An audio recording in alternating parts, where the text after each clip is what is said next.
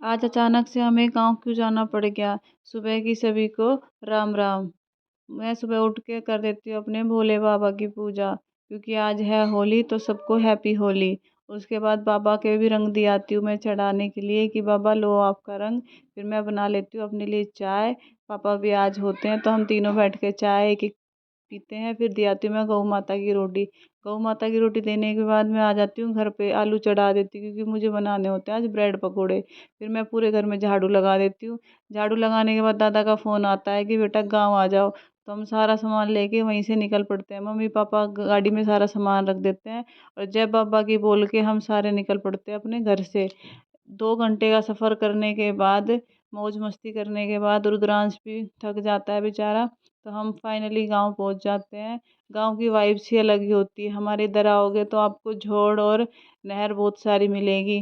फिर हम पहुंच जाते हैं काकी के घर। सबसे पहले मैं काकी की आशीर्वाद ले लेती हूँ, इतने रुद्रांश भी आशीर्वाद ले लेता है। और आज ये डीजी हमें ढीली ढीली लग रही है, इसकी होती है तबीयत खराब।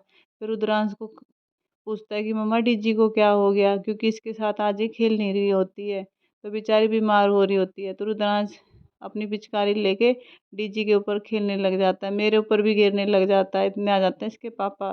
तो मुझे ब्रेड पकौड़े बनाने होते हैं तो मैं कर लेती हूँ ब्रेड पकौड़ों की तैयारी। इतने काकी कर देती है, प्याज काट देती है, प्याज का छोकन मार देती हूँ मैं, और फिर हम बेस भी तैयार हो जाता है ब्रेड पकौड़ों का। या फिर हम बेसन का घोल भी स्टार्ट कर देते हैं और उस पर रख देते हैं। ब्रेड के ऊपर सारा लगा देती हूँ और फिर कर देती हूँ तेल चढ़ा देती हूँ। इतने कढ़ाई में तेल गर्म हो, इतने सारी ब्रेडों के अंदर मैं आलू भर देती हूँ। या फिर उसके एक एक करके मुझे कढ़ाई में छोड़ने होते हैं ब्रेड पकोड़े, धीरे धीरे करके, कहीं तेल मेरे ऊपर ही ना आ जाए। या हमारे ब्रेड पकोड़े भी बन के तैयार हो जाते हैं। सबसे पहले दे देती हूँ मैं शहराज साहब को।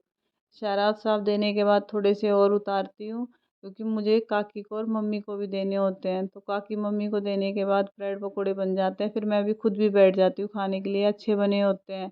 इतने मम्मी और काकी कर लेती है मेरा कोरडा तैयार, क्योंकि आज होली है तो मुझे अपने देवरों के साथ होली खेलनी है। तो मैं कोरडे मारूंगी, ये मेरे को पानी से पानी मारेंगे मेरे ऊपर। तो काफ़ी अच्छा लगता है मुझे। उसके बाद शहराज साहब और उसकी भाभी भी होली खेलने लग जाते हैं। ये इनके ऊपर पानी डालते हैं और फिर मेरे देवर भी आ जाता है तो मैं उसके साथ भी होली खेल लेती हूँ।